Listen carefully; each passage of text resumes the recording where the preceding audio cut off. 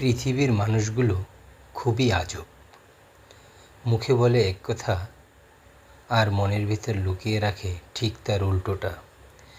কেউ বলে তোমার জন্য সব করব, কিন্তু সময় এলে হয়তো খুঁজেই পাওয়া যায় না তাকে। কেউ বলে চিন্তা করো না, আমি পাশে আছি, কিন্তু বিপদের দিনে তাদের ছায়াটাও মেলে না। এই পৃথিবীতে মানুষ মুখে যতটা মিষ্টি, মনের ভিতর ঠিক ততটাই কঠিন।